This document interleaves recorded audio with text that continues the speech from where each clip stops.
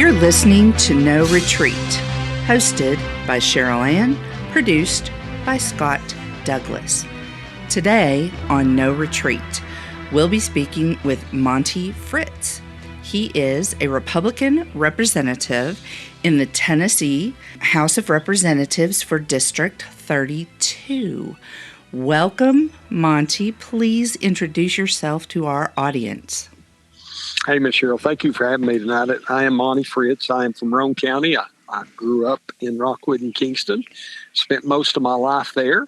Other than the military service, a couple periods of that, and a little bit of work out of town for a while. Denise and I have made our home in East Tennessee, raised our two grown sons there.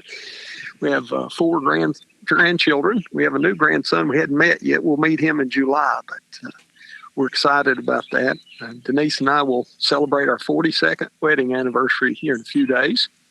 Wonderful. It's awesome. She's a great woman. She's the best part of me. Anything that you see that's worthwhile in me, God has used that dear woman to shape it into me. Not only, when the Lord said that it's not good for man to be alone, he could have put something in the parentheses there in the Bible and said, especially Monty, he's going to need Denise. But I spent most of my career, most of my civilian career in nuclear weapons component manufacturing. I think I am the first person in the history of the Y-12 plant to go from being an hourly union steward to the director of enriched uranium operations. I was the program liaison with headquarters for about 2.5 years before I retired there in 2015. And then I spent 16 and the first few days of 17 as the director of operations at Nuclear Fuels in Irwin, managing the production of fuel for our U.S. Navy and some downblending of uranium, isotopic concentration of uranium for TVA. And then I was offered an appointment under Trump 45. I had the material recycle and recovery. I was a federal program manager, a title of physical scientist, which that probably sounds bigger than what it was, but we managed somewhere between 250 and toward the end of that, we had about a $600-700 million budget that we managed for the federal government. I stood up the Office of Stockpile Production Integration, and come home, did a little business development after I left federal service, and decided to retire. Along the way, I mentioned I was in the Army and Tennessee Guard and the Texas National Guard for a little while. And I re-enlisted in 2003 at age 40. Found myself as a platoon sergeant for a convoy security and PSD team in Iraq, and was one of the best decisions I think I've ever made, not only enlisting the first time, but re-enlisting. And I decided to retire and hunt more and ride more motorcycles and spend more time with my grandkids, and got frustrated, got into politics. I'm in my second term as a state representative. I term limited myself to 2 terms, and I felt the tug of the Lord on this governor race. Not something I would have ever chosen to do. I have no great desire to wear another title, but I do think God is calling men and women into service. I think our nation and our state's at a great crossroads, and so I've answered the call, and I intend to be the next governor of the state of Tennessee. Well, I think that when you mentioned the experience with the nuclear facility, and it just brings to mind what's happening today in Iran. I know being the governor of the state of Tennessee doesn't really have too much to do with that, but it does call to the issues that we are dealing with, internationally these days. Well, and Ms. Cheryl, I did one nuclear nonproliferation. I've become quite competent in both handling and managing and directing and planning and all that kind of stuff for uranium type work. And so in 07, 08, I was one of the ops managers for a nonproliferation effort. I made my second trip to Iraq, and we cleaned up what we were told was the remainder of Saddam's uranium oxide materials, and got it safely packaged and out of the country. And so, I was growing up as a little boy. I tell people this all the time. In the sixth grade, if I had been in a spelling bee and my word had been uranium, they probably would have said, "Nice try, Monty, go sit down." But over the term, of years, God shapes us and molds us, and I become a subject matter expert in uranium and enriched uranium and how to handle it and manage it. And so that led to an opportunity to go do something good for the world and remove a proliferant risk from where it was at that time in Iraq. Absolutely. So, in your role, should you become governor, in your role, what can you see right now are some of the top priorities that your administration would have for the state? Well, I think first and foremost, the citizens of Tennessee and the counties in Tennessee need to keep more money. You need to keep more in your pocket. The counties need to keep more in their coffers and stop sending so much to Nashville. We have seen the budget grow in Tennessee government, and now we have a balanced budget, right? But it's balanced with the federal dollars that we have come in and the state dollars we collect. But in 6 years' time, under Governor Lee, our budget has grown by 59%. That's unacceptable. And the most unacceptable part of that growth has been the corporate welfare part of it, Cheryl, where we have taken from persons such as yourself and your neighbors and my neighbors in Shelby County and Sullivan County. We're taking 4% on every dollar we spend on groceries and sending it to Nashville. And then we spend part of that money on things like building the Titans a new stadium or other forms of corporate welfare. So I think you need to keep more money in your pocket. Our young families in Tennessee need to do that. We need to stop spending the corporate welfare. That's going to be my priority number one. Number two is to recalibrate Nashville government to understand that they work for you and I, for our neighbors in Sullivan and Shelby County and Lake County and Hamilton County. And they work under the authority of the Constitution. I saw it just today in votes, saw it this week and last week in votes and in interactions we have with the current governor's office, that we have many folks that are elected and appointed roles in Nashville that really don't think the Constitution applies to them, the U.S. or the state. And we're going to recalibrate that. Every commissioner and every mid-level and senior level employee in state government, there's going to be a few fewer of those, by the way. They need to be able to pass tests on the Tennessee and U.S. Constitutions. If they can't pass tests, they have no business holding those jobs. I've become a lifelong learner. Somewhere in my early 20s, I decided I'd made a mistake and I should have gone to college because it opens up doors, right? Not college, not for everybody. And it wasn't for me at 18. The Army was much better for me. But I've become a bit of a continuous learner, and a couple master's degrees, and I think it's important to learn as you go and continue to equip yourself. And I think that we need to do some of that in state government. I think we're not doing a very good job in developing our leaders. I think we can do better at that. I think lastly, on that second item, I would offer the governor's office should not be working for or against legislation as it comes through the General Assembly. The Constitution, Article 2, Section 1 and 2 of the Tennessee Constitution are very clear that each of the departments in state government, legislative, executive, and judicial, each have their role, and they don't cross over into one another's areas. That's happening today. And everything from firearms rights to just, wetlands and farm rights and property ownership rights. And we're going to correct that. We're going to remove those legislative liaisons from those roles, and they're going to work on what I would call the governor's helpline. So that when Miss Cheryl calls the governor's office, who, by the way, does work for you, sometimes they forget that. They think they work for the box seat crowds and the big international donors and the World Economic Forums. Where he worked for us Tennesseans. And so we're going to set those folks up on, both phone lines and email so that if you ask a question or you make a comment or a compliment or a criticism, that it's heard and you hear back from someone who works for the government. And on a monthly basis, those commissioners will then report to the governor, to me, what's going well in Tennessee, where we have some areas we need to improve, and what are their corrective action plans to satisfy the criticisms of the good people of Tennessee. I think I'll pause with that. I think there's a couple things: energy, education, and electoral matters that maybe I'll come back to in just a moment. But I would offer that it's tremendously important that we do those first two things and we do that calibration, because from Tennessee's West Coast, out in Memphis and Lake County, up to the Smoky Mountains, I hear this routinely.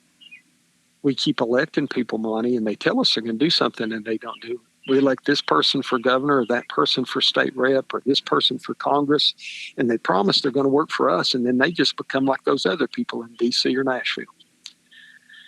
We've got to restore the confidence of Tennesseans that they've got somebody working for them, and that's kind of my big overarching objective, is that the people of Tennessee 4 years from now, it's going to be my first measure of success, that they feel like somebody's actually standing up for the average Tennessean, all Tennesseans, not just the affluent, not just the poor, not just the ones that live in this part of the state or that part of the state, but for all Tennesseans. I think that's important. Oh, it's very important, Monty. It's super important. Do you remember back in 2000, 2001, the Tennessee tax revolt? Yes. Okay. So I was just a little bitty old housefrau and a worker and a whatever. And I called in to Phil Valentine, rest his soul, to his radio station and gave out my email address and said, I've been up there with the rest of y'all honking my horns and, going around the Capitol and all that stuff. Yeah. Anybody who's interested in organizing this, email me. And that first meeting had about, just off that little bitty 1 second little blurb, we had a couple hundred people show up, and we formed a group that actually was called the Tennessee Tax Revolt. Yeah.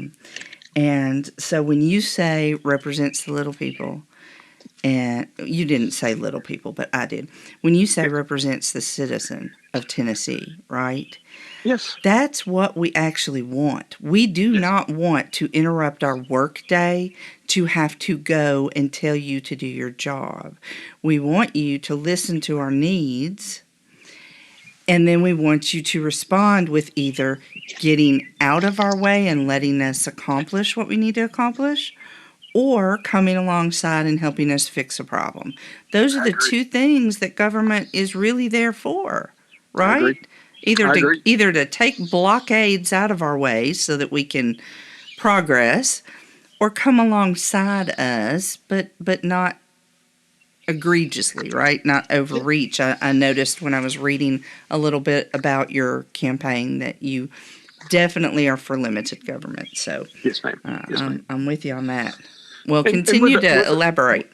With a limited government that has a really sharp focus on what I think the Declaration of Independence lists as our first responsibility.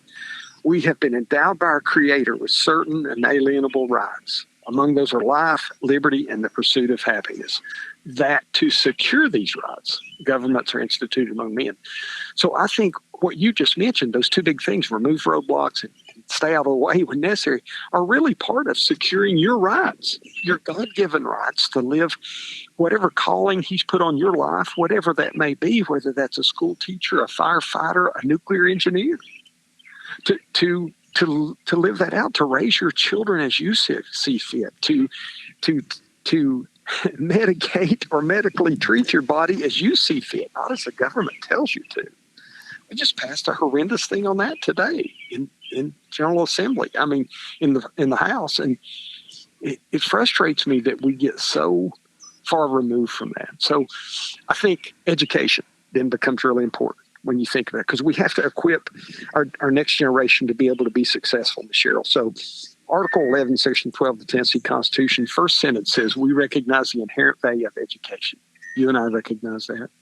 Whether you have a certificate of operations excellence, leading operations excellence from MIT, or whether you're a high school graduate from Roane County High School, we recognize the need for education. Whether you are going to lay blocks for a living or whether you're going to do nuclear criticality calculations, education is important. The second sentence then says that the General Assembly shall provide for, that means they must, the maintenance, support, and eligibility standards for a system of free public schools. So, as you may know, I voted against the voucher thing. I think parents are already free. They're already accountable before God, responsible before God to do the right thing for their kids. I think that we have to stay within the bounds of that Constitution, so I voted against the vouchers. Once I'm often asked, well, what's one of the main things you do differently than the current administration? I said, well, I'll end the vouchers in Tennessee. And we'll set up a leaner, smaller government approach in the Tennessee Department of Education that focuses on excellence, reduces the overuse of standardized testing, and liberates our teachers in our public schools, our charter schools, our private schools, and our home schools to do what in many cases, many of our teachers feel called into that profession. They take a subject matter, whether it's algebra or English, and they develop a lesson plan, and they provide that instruction to the young people, and the young people then digest that information. The teacher evaluates or assesses their retention of the knowledge, and then in consult with mom and daddy, parents, with the student, and with the principal, decide whether that child's ready for the next challenge, the next grade, or whatever. I think we've complicated our education system, and it's not helping. I want to correct that. Real quickly, I'm going to say one thing about the school voucher system. Yeah. And I think you'll agree with me, but you may or may not have considered it. I am absolutely 100%. Yay, it's great if everybody could go to the private school of their choice or homeschool or whatever. All that's fabulous. But you know what? The original intent, of this whole school voucher thing is to give kids who can't get a good quality education in the public school system an opportunity not to, to get what they need. Guess what's not included? Most of the kids who can't get a good quality public school education in the state of Tennessee, most of them must rely on the bus. Yep. So a school voucher does not help that child. Because if that child's parent cannot independently take them to the school of their choice and pick them up from the school of their choice, it does not help them. Are we going to buy them each a car? Are we going to pay the gas? I mean, it does not give that child. It does not fix their issue. Yeah. And that was my big objection, was that it really doesn't give that access to poor kids. And what we're seeing is somewhere around 80% by estimate, because the Department of Education has not been really good about releasing information, but about 80% of the kids were already going to a private school. They could already afford it. And so I'm not sure how we got so messed up on this. I do think parents have the right to choose.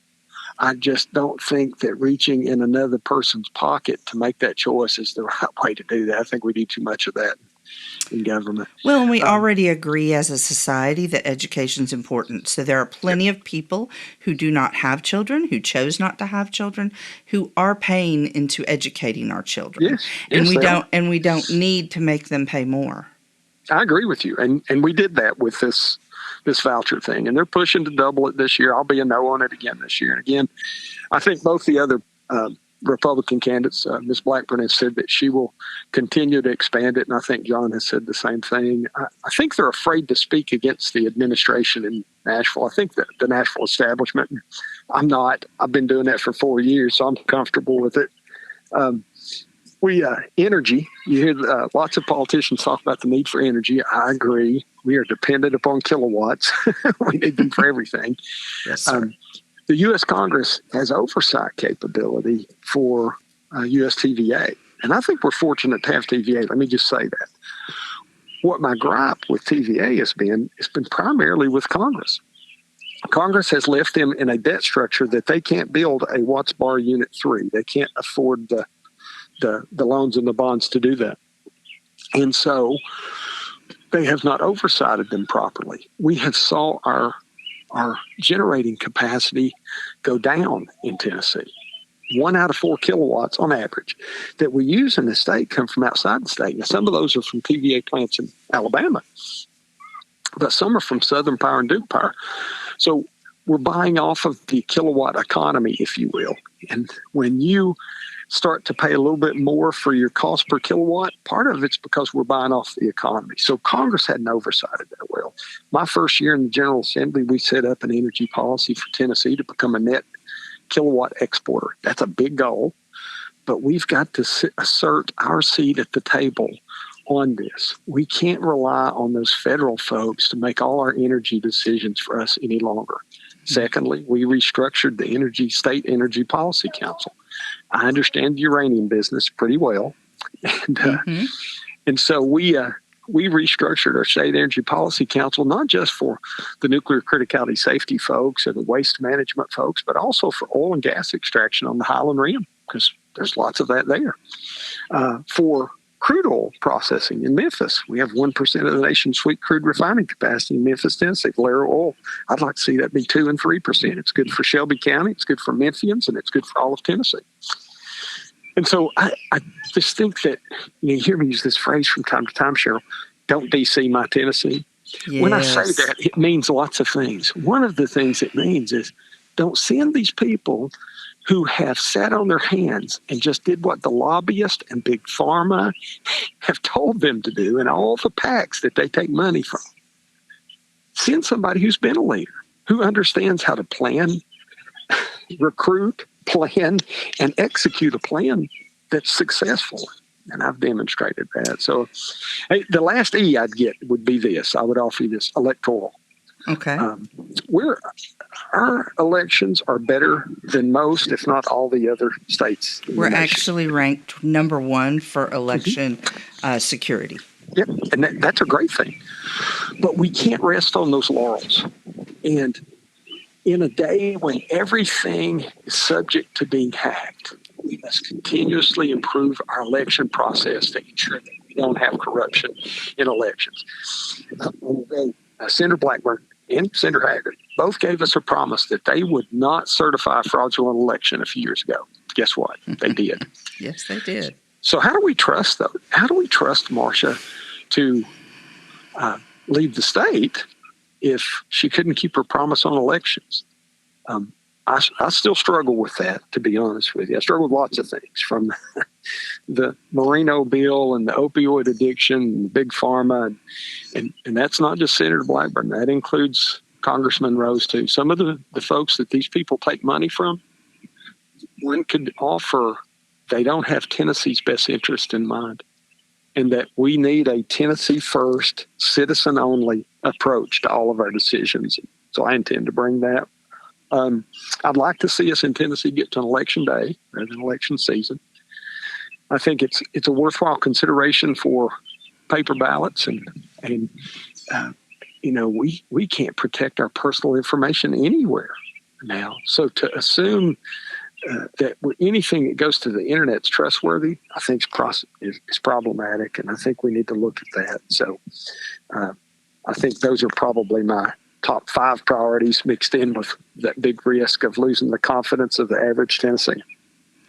Well, I think you've put it out there very well for the listeners. I really, I just have to tell you, I thank you. I know you are hitting every place you can right now and shaking every hand you can right now. Can you tell the listening audience where they can connect with you to help with your grassroots movement here through Tennessee? How can they connect? Yes, ma'am. First, I would ask for those that are your listeners that are Christians pray for me, that I will do what's right and holy in God's eyes. Pray that I'll remember my oath to that Constitution, and that I'll keep a servant's heart, because I think the very best leaders are servants first. When you think for a moment that the Lord Jesus Christ washed the feet of his 12 disciples, I'm not suggesting we're going to hold foot washings in Nashville. What I am suggesting is that you have to have that servant approach to things to be a great leader. And so pray that I'll do that. Fritts, the number 4, TN.com. That's FRITTS, the number 4, TN.com. All of the major social media platforms, X, Facebook, Instagram, you'll find messages. We've got a whole fresh load of videos coming out. We really think that Tennesseans are tired of IOUs and empty promises from career DC politicians. And I really think that they are ready for some country boy constitutional common sense that will work for every single Tennessean. Well, thank you again, Monty, for being with us today and sharing your heart for the people of Tennessee and your vision for being governor. Thank you, and God bless, and have a wonderful day. Miss Cheryl, thank you so much. All right, good luck. Thanks. All right, bye-bye. You've been listening to No Retreat. Guest, Monty Fritts. And as always, everyone, be blessed and be a blessing. Thank you.